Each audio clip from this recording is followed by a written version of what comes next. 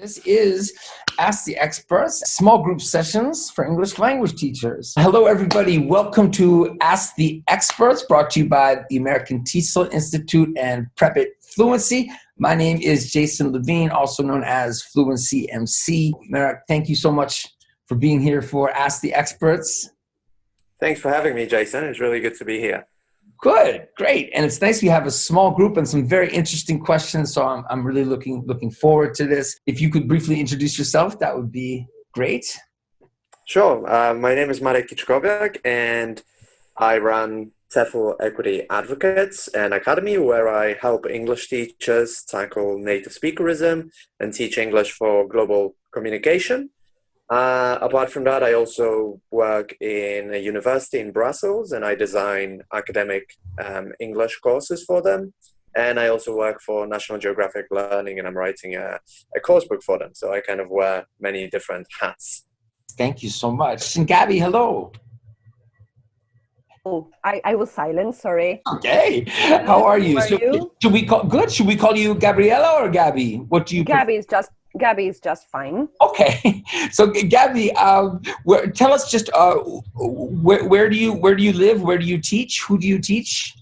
Okay, I'm a teacher of English as a foreign language in Argentina, in Junín, which is a small town in the Buenos Aires province, okay, where the capital of Argentina is. And I'm also a teacher educator. That is, I train future teachers, English teachers, okay? And I'm interested in asking Marek about EFL culture. Okay, great. Well, go ahead, EFL. Please. Okay, yeah. You speak about EFL culture. So I would like to know what it is and why it is important. And since I am a teacher educator, how should we integrate it into teacher training? Thanks for your question. Just so I understand what you mean by EFL culture, do you mean the culture of the native speaking countries, or what do you mean with EFL culture? Yeah, I mean, actually, I read it the other way. It's English as a lingua franca culture. Okay, English as a lingua franca culture. So first, I think we can't really talk about English as a lingua franca culture because it's not really, it's not a defined variety of the language, or it's not, it doesn't really belong to any particular group of people. So I think when it comes to teaching culture, typically when we teach English as a foreign or as a second language, or when we teach any other foreign language for that matter, we would probably focus on the culture of the so-called native speaking countries. So typically, you would mostly focus on stereotypical images of British or American culture with a few splashes of Irish and Australian culture. But if you think about it, with a language so global like English, it doesn't really make any sense to do this anymore because English is only spoken in its minority by native speakers. Maybe there is 20% of them are native speakers. So there is little advantage to your average student of knowing about native speaking culture. I'm not saying it's not interesting. I'm not saying you should never teach it, but I'm saying that it's much less useful than it would be, say, for a foreign language like Polish or Dutch, right?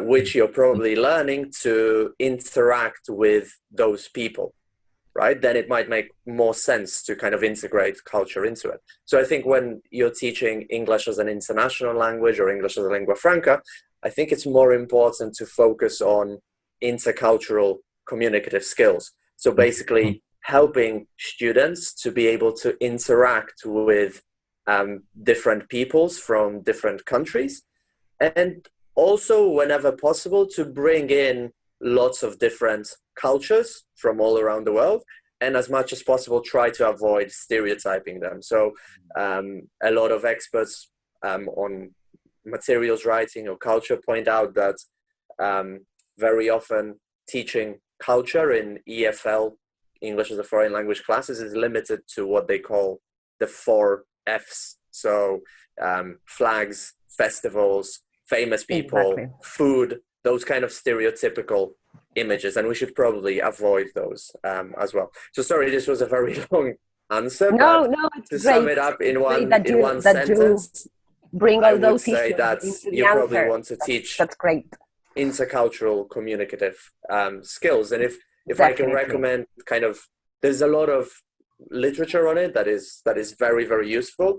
But if you want something practical, a colleague of mine, Xia Suanshong, has written a wonderful book called Effective International Communication, and it's by Xia Suanshong. I'll type the name later on Yeah, here in the definitely. chat. And Yeah, it's a I very, guess that, very nice book with lots of anecdotes and practical activities that you could adapt to an English classroom. yeah, definitely Crystal as well, somebody to read on this. Yes, yes. And Byram, if we are talking about intercultural competence, definitely Yes. Byram is somebody we should all be reading. Yeah. Yes. Thank you for that. Gabby, in your teacher training, do you focus on this issue and that's why you're curious, or is it because you're not focusing on it and you want to? We do. We try to focus. We are trying to fight against native speakerism here in Argentina. Still, lots of teachers believe that teaching English has to be done through RP, or the famous received pronunciation, or the Queen's English. Right. And there's this dichotomy between a British and American English, okay? And we are trying to move away from that, okay? And we are trying to teach the language as a tool, okay, to communicate with people maybe whose first language is not English, as Marek said before. Right. Definitely, we are trying to do that, but still there's a lot of resistance, a lot. Yeah, I can imagine. But it's true almost anywhere still. I think, especially you're talking about private schools or in the public schools? No, I'm talking about, well, all institutions. Okay. Public school, private teacher training as well. Okay. Universities especially. Not so much in colleges like the ones where we, with Belen, we are colleagues with Belen, work. But yes, this resistance exists everywhere, all over Argentina. Yes, and well, we are trying to do our best, and that's why we are so interested in listening to Marek. We have followed him for quite some time now. Yes. Good. Yes. Do you want to ask a question related to anything he just said, or a comment on this? I think he has been very, very clear. Definitely. Yes. Then I want the name. I think you shared it without that. Yeah. That's great. Thank you.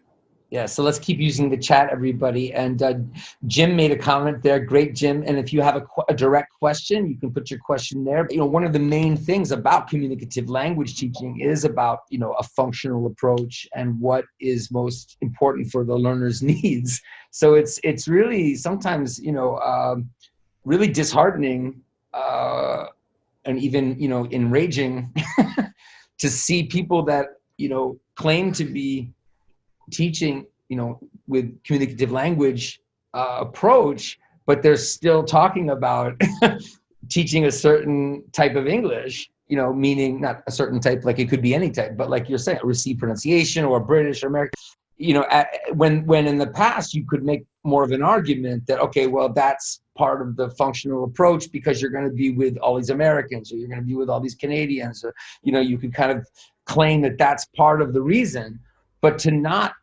recognize now that it's more important for most people to communicate with it as a lingua franca, but still claim to be a communicative language teacher. This is a tough one for me. Anybody chime in at any time. One of the nice things about having a small group is that, you can just go ahead and start talking and you'll have the floor. But let's go to Belen's question because it's connects very nicely with Gabby's. Hello, Belen. How are you? How are you?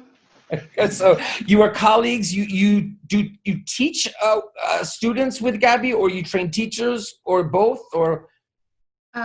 Yes, actually, this is my first year as a teacher trainer. I hope it's the first, and then I can continue.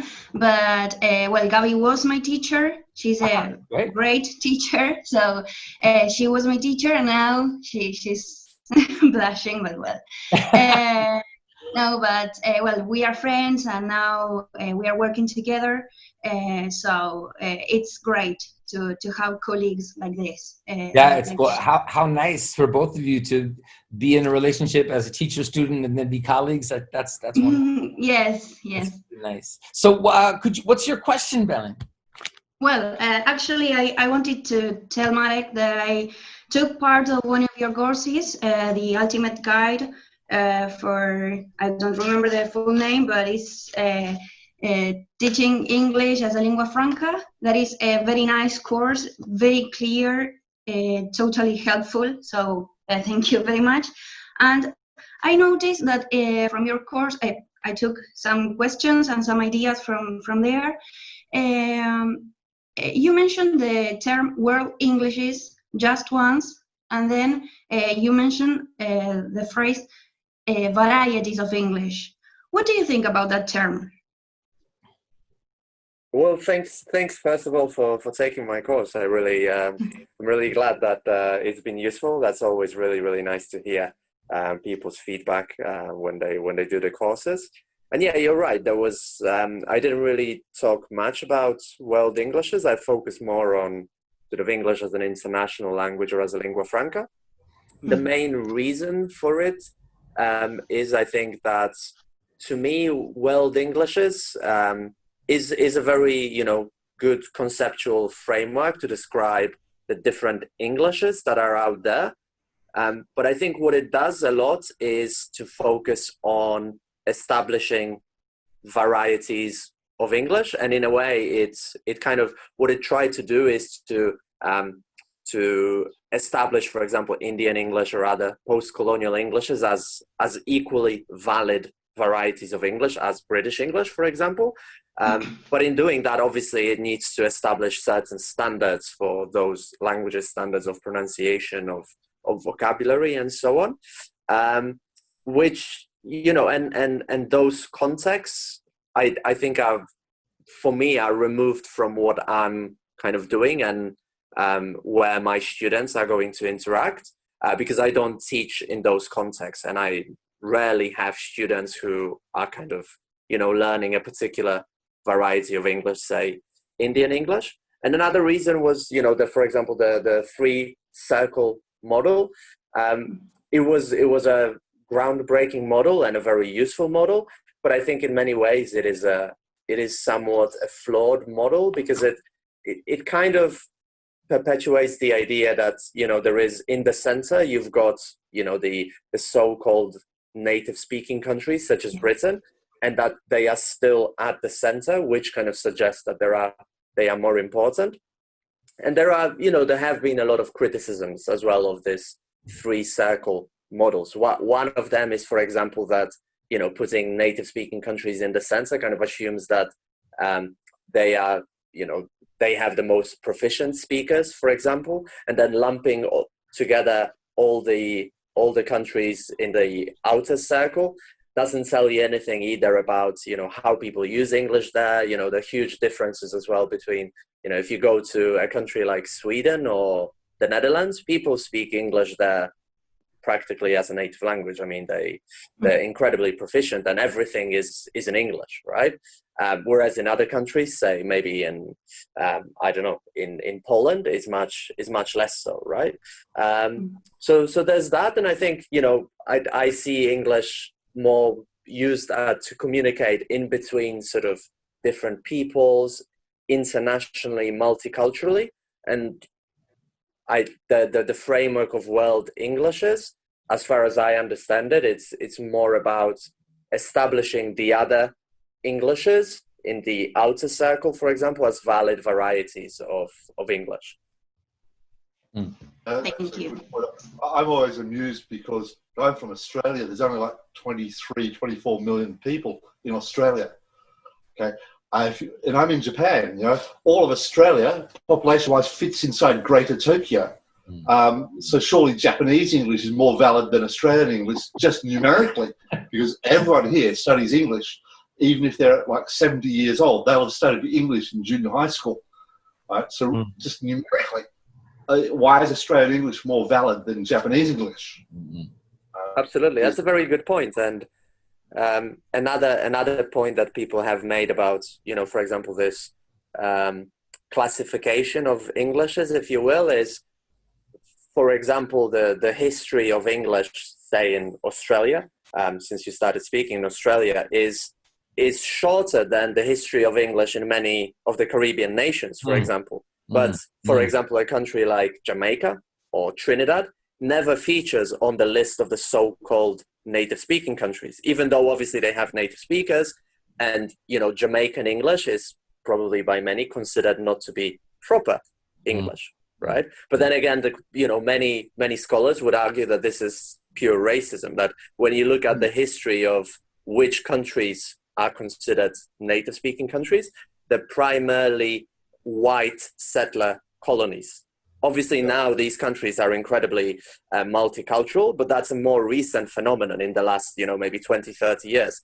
But if you look at it, the US, Canada, Australia, they were settler colonies, primarily white colonies, whereas colonies such as Jamaica or Kenya or India never got that status, right?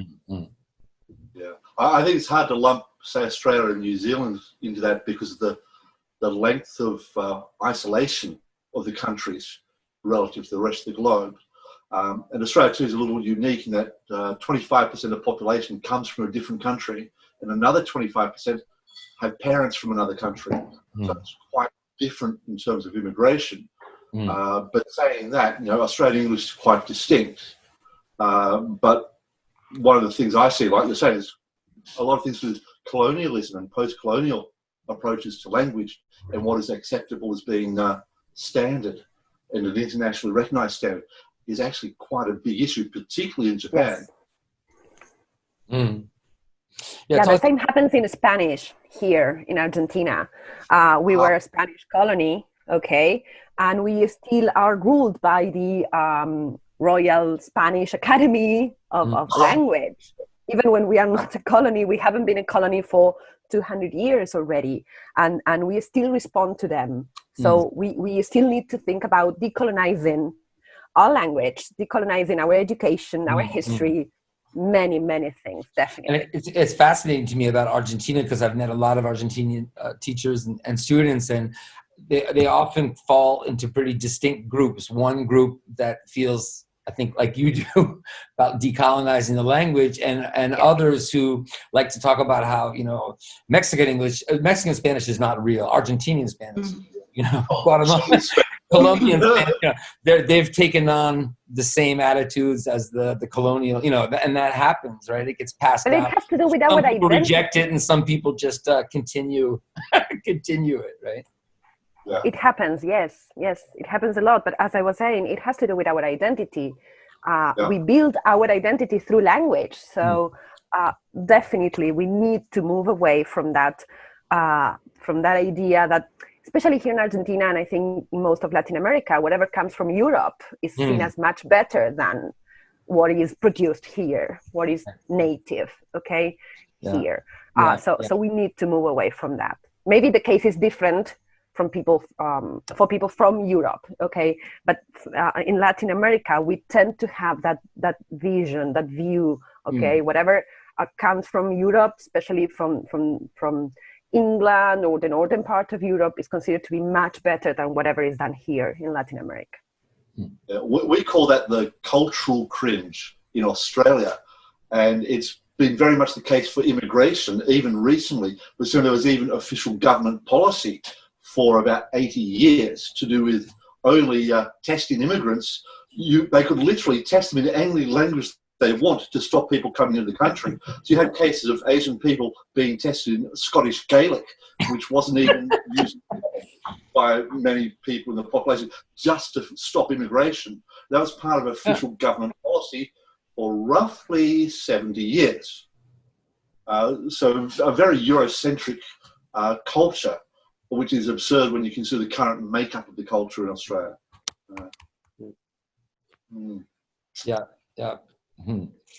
But just let me add, especially when you consider the current makeup or because of the current makeup, Like, you say, because Gabby's mentioning language is identity and also language is power. And when you have language is identity and you have language is power, you've got a big mess when you've got people who want to control other people and control the dialogue, control the resources, control the politics. And this is, I think, linked a little bit to Bryce's first question, right? That he sent in about racism. Yeah. Let's get to that then, Bryce. Rather than talk about nativism, I'd say, certainly my experience here in Asia would say there's like racism is actually a bigger factor in the way advertising is carried out. It's like saying advertising for a native speaker is actually code for advertising for a white native speaker. It's not actually to do with whether you're American. If you're a black American, you're less likely to be hired than a white Australian or a white New Zealander. You know, our accents are far less common and often harder to understand for people if they've never been exposed to the accent. Yeah, no, that's absolutely true. There's plenty of research that confirms your personal experience there from Japan. There is, for example, a wonderful but terrifying account of racism in Japanese ELT, and it's called native speakerism in Japan, I think it's called. It's mostly about the Japanese context, and there is plenty of stories of say Asian Americans, people of Japanese origin or Chinese origin who are second generation American citizens, and they go to Japan and they can never find a job. They're treated horribly, absolutely horribly. And it's not just Japan. There are many other countries where this happens. But from the research that I've read, it does seem to be predominantly in the Far East and in Southeast Asia. That's where there is this fetishization of a white person. And there is also stories of non-native speakers who are white and Western looking, and they go there and they can easily get a job ahead of a black or a person of color from a native speaking country, right? And then similar accounts also have been reported, for example, from Mexico, where there's a researcher I remember called Pablo, and I can't quote him exactly, I don't remember it exactly, but it went something like any gringo, which is a Northern American, any gringo can basically come to Mexico, show their passport, and teach English. Nothing else is required as long as they are white. And that ties back to what Gabriela mentioned about how I've taught in Costa Rica and I've traveled widely around Latin America, and there is this, and we have it in Poland as well, there is this kind of idea that anything that's produced in America or Great Britain or in Western Europe is better than whatever possibly can be produced in our own countries. And there is also this idea. It's a very deeply rooted idea, because I remember reading a history book about Mexico from that is used in Mexican state schools. That was 10 years ago, so I'm not sure if the book is still used there. But in a country that had 2,000 years of pre-Columbian history, there was literally 20 pages devoted to pre-Columbian history. The other 200 pages were post arrival of Spanish, which is just shocking. If anything, 80% of your history should be pre-colonial, because you've got so much of it in a country like Mexico or Peru. But yeah, so I mean, there is a lot of racism, and I think that's why, as much as possible, whenever we talk about native speakers, it's really important to emphasize the perceived native speakers, because in ELT it's all about perception, and the perception is that it's somebody who is white and Western looking. That is a real native speaker, as some people would have it, right? So the legitimate user of the language.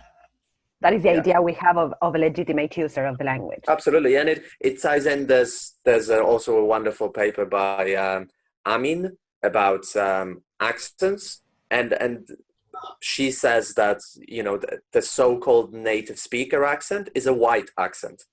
Yes. And it's completely true as well that there are certain varieties of English that are not treated on the same, on par with white Englishes, quote unquote.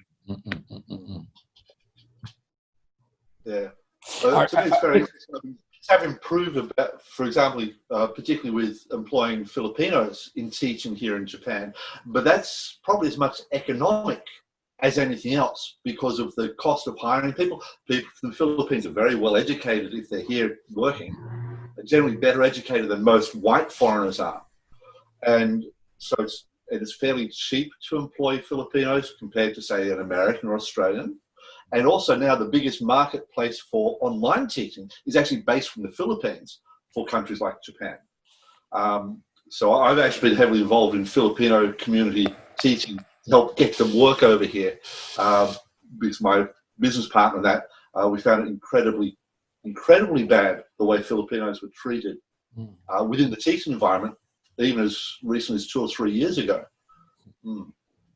I got a message from Jim, who's from the Philippines, saying he'd like to ask a question after Bryce. So that's interesting. We might get an opinion because Go on, Jim is in the Philippines. Jim, hello. Hello. Where are you in the Philippines, and are you an English teacher there? Yeah, I'm in Manila. Okay. And it's actually 12:39 in the morning here. Oh, Yeah. wow. Well, Bryce So, is in good Japan, morning. so- yeah. Good morning to you guys.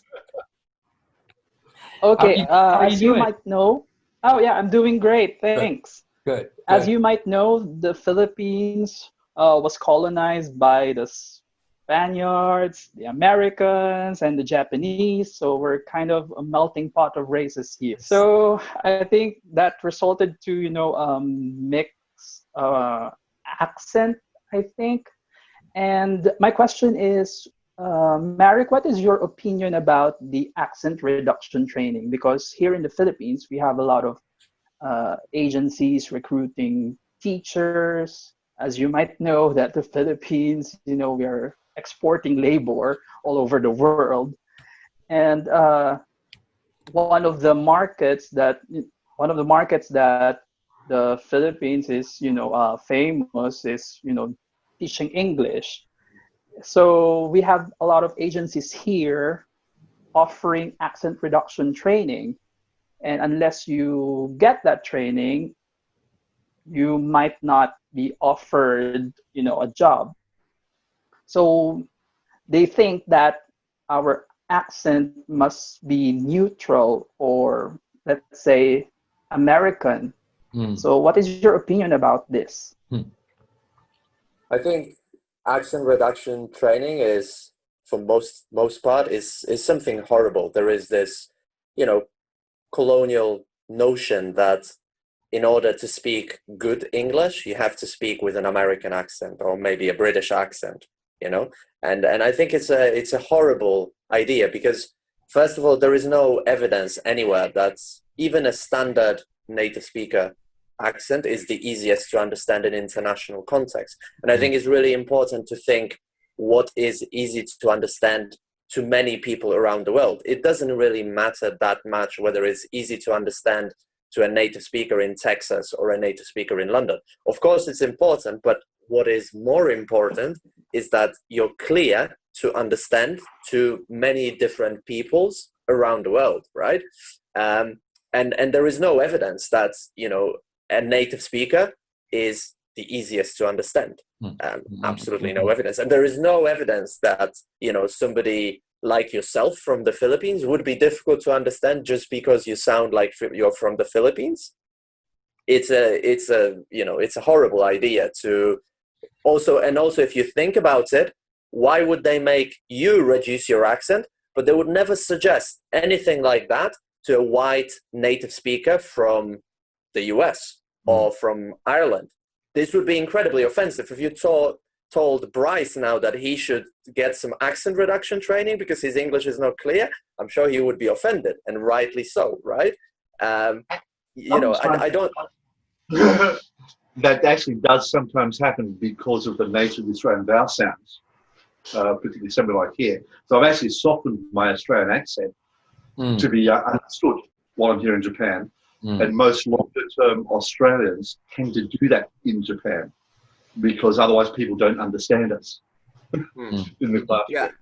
Yeah, but if you think about it, there's such accent trainings are never suggested usually to white people. They're typically suggested to to people of color, especially from less powerful nations. And to be honest, I think we all have an accent. If somebody tells you that they have a neutral accent, they don't know what they're talking about, because a neutral accent doesn't exist.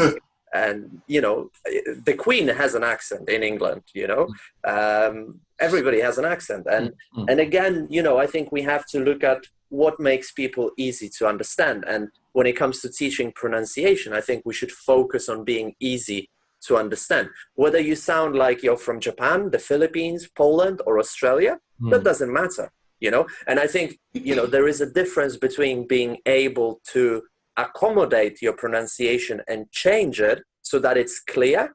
That's something different from accent reduction, because accent reduction tries to make you be an American, or tries to make you be a Brit, right? That's the goal of that course. There is the notion that if you speak like somebody from London, this will be better, right? So being able to accommodate your pronunciation, or being able to pronounce certain sounds or pronunciation features appropriately so that you're easy to understand, that's great. We all have to sometimes modify our pronunciation slightly in order to be understood. I hope that answers your question, Jim. So if somebody tells you, Jim, that you have to reduce your accent because you sound Filipino, please tell them they are crazy, that you will never do it. Promise us you will never reduce your accent, Jim. Oh yeah. So follow up to that, I worked in Kazakhstan, and I had this company who advertised. She hired Filipinos, but her advertising was Filipino teachers are good English teachers because we were colonized by the Americans. That's her main advertising point. So I was a bit shocked about that. I don't know. What can you say about that?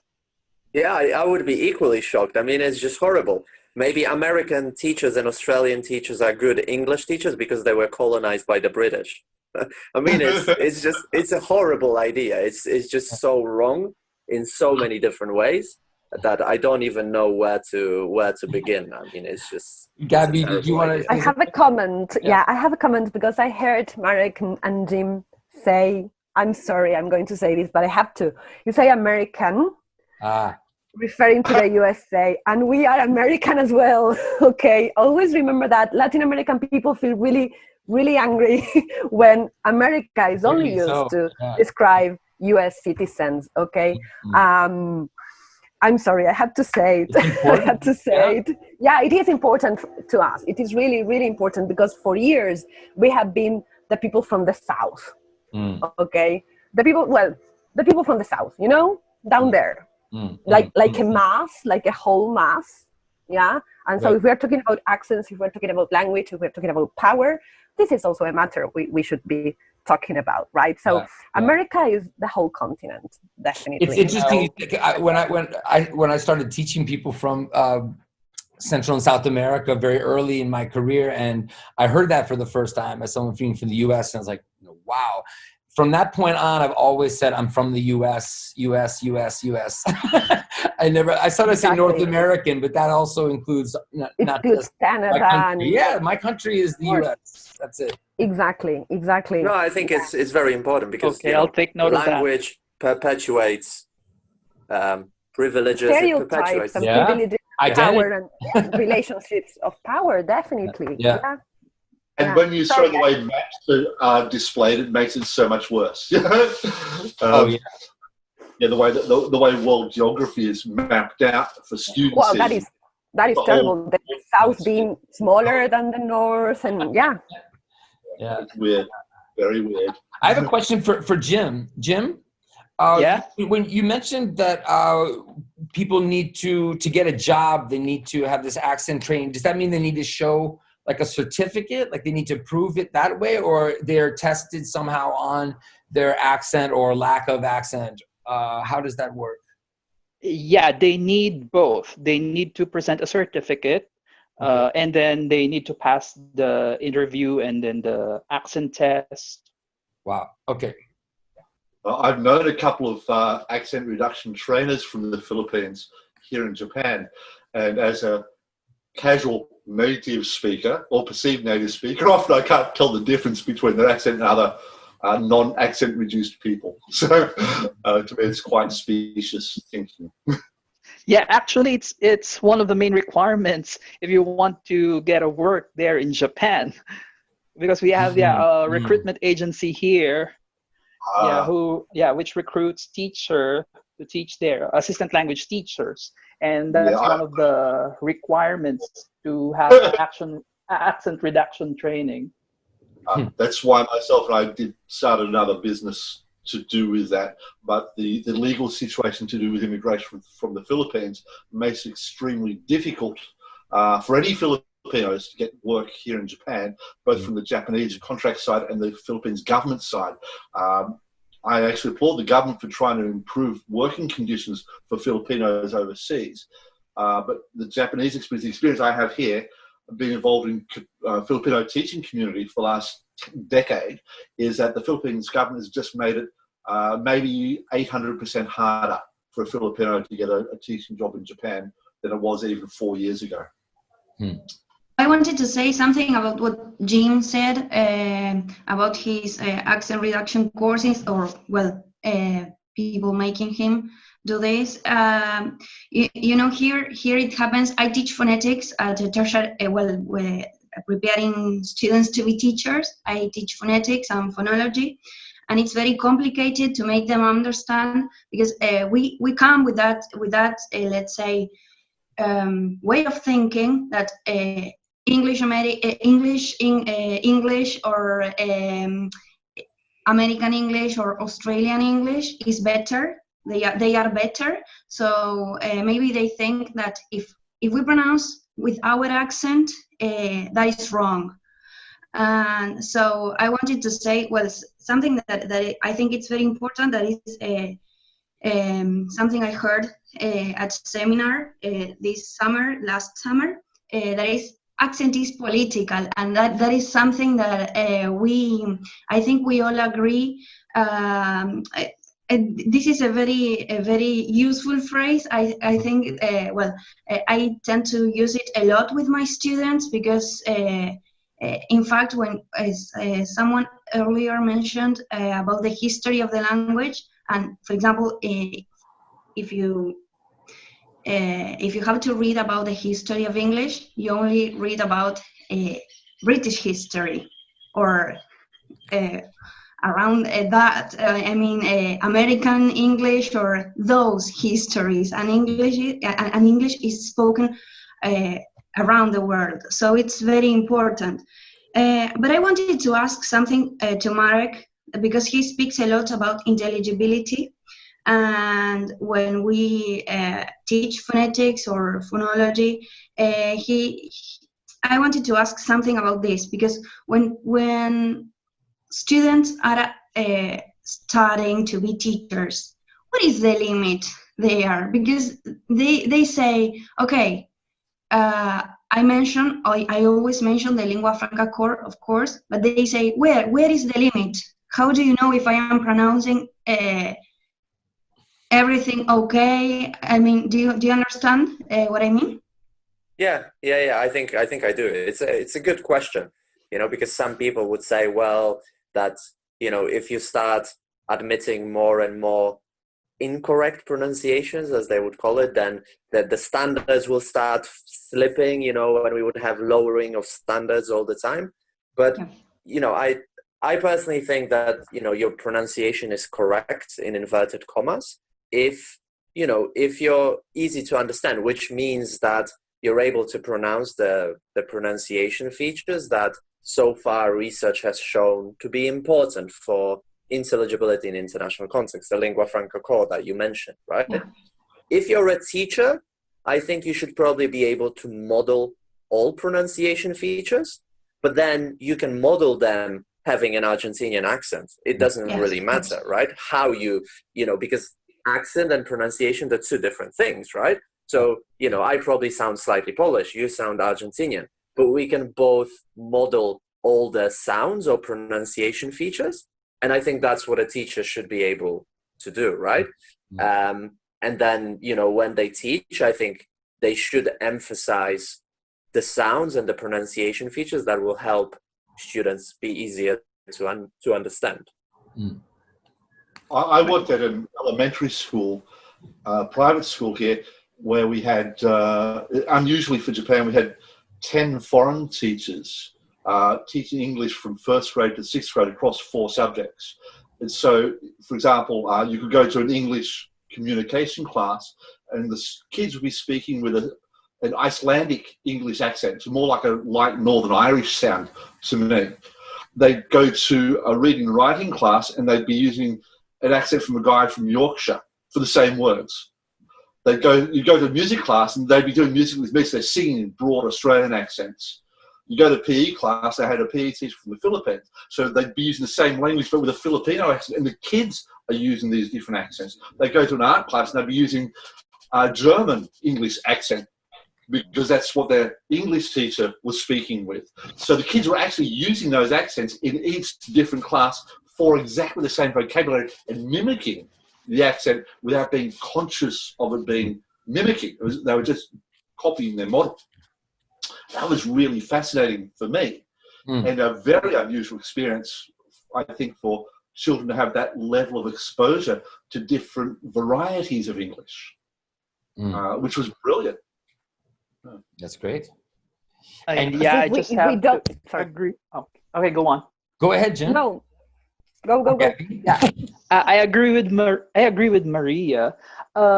Here in the Philippines, we have this concept, notion deeply ingrained in us that, you know, there's a better way of saying words, and there's a standard way of saying things.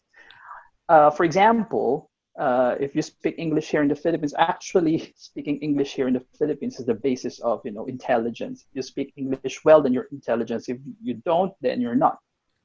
Sad to say.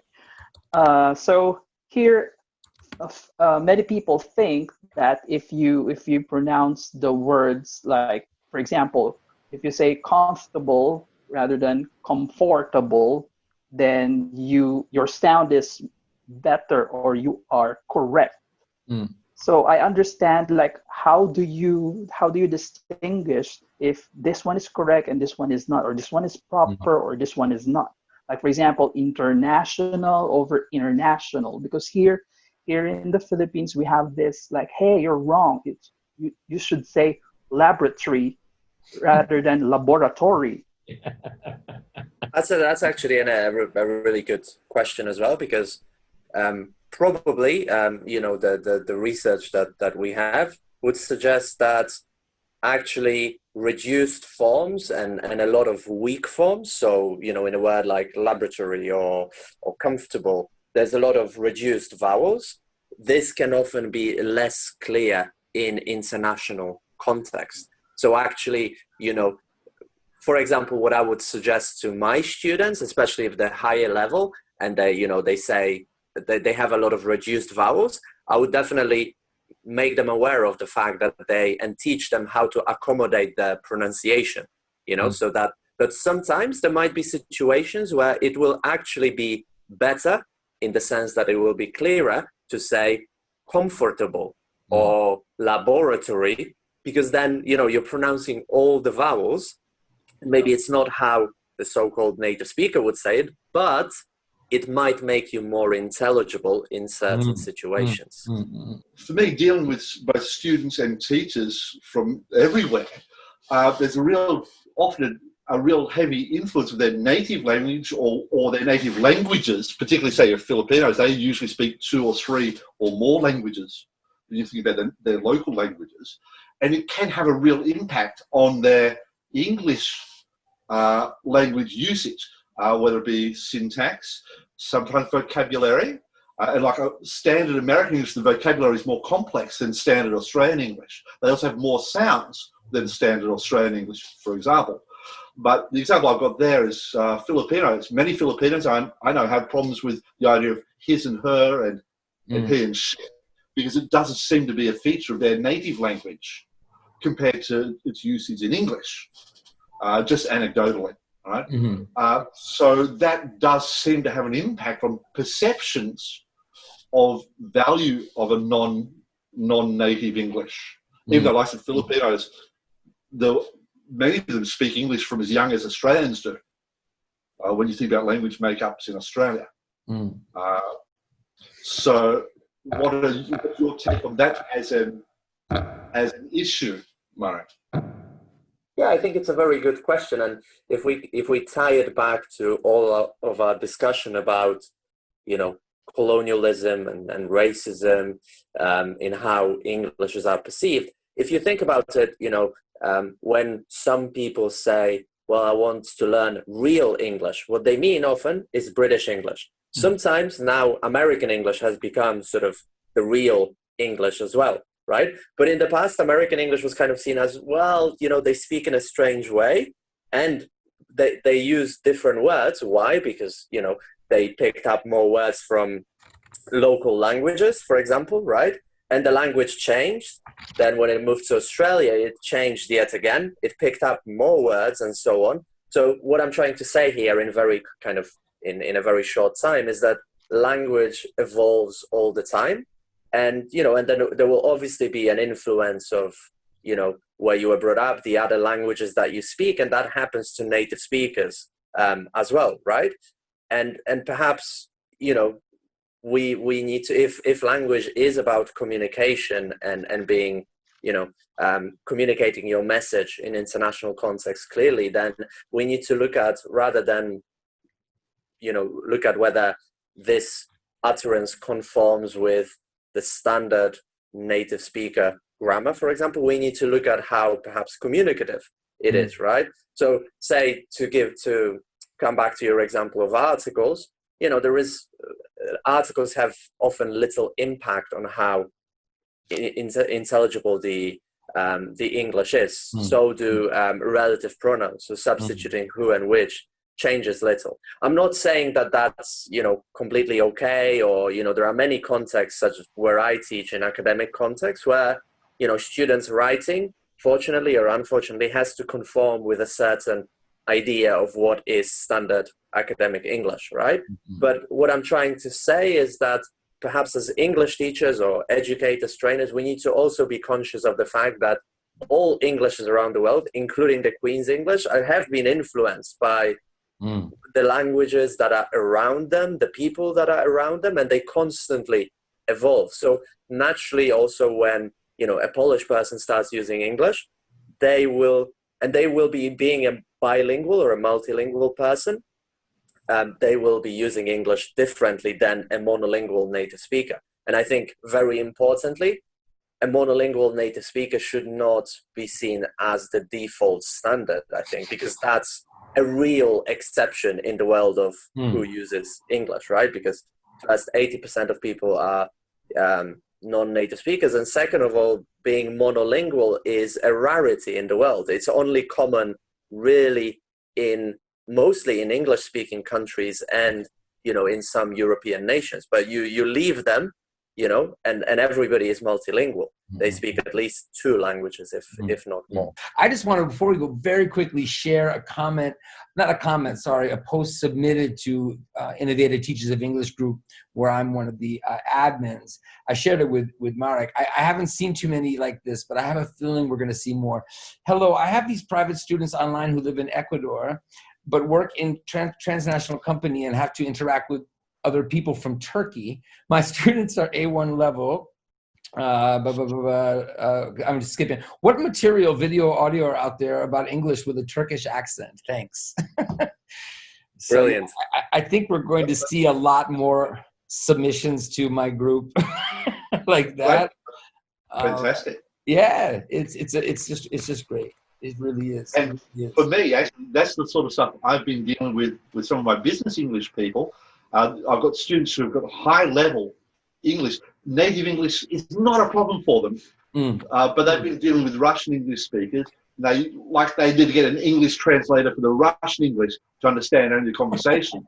And it's the same group. Some were dealing with Italians and finding the same issue, dealing with Italian English, because they couldn't actually understand what was being said on their video calls and their conference calls without having an That's the bottom line. It's just communication, intelligibility. And I've searched high and low for good quality materials to get them used to the accents, so they could start to distinguish the sounds more easily, so it's intelligible for them. There aren't very many well-organized resources for that. Well, I know Marek's working on some stuff, and I think there'll be more of it coming in the future. Thank you so much for being here for Ask the Experts, brought to you by the American TESOL Institute. And see you soon, I hope, for another Featured Teachers and another Ask the Experts. Marek, thank you so much for taking part in this. Thank you, Jason. I really appreciate it. It was great. Thanks everybody for participating. I'm glad everybody came and had such great questions, and we had such a good conversation, because there are many people that I think will benefit from watching this. And we can keep the conversation going, of course. We'll have a good evening or early morning, wherever you are. Take care. Thank you. Thank you very much. Bye-bye. Thanks so much.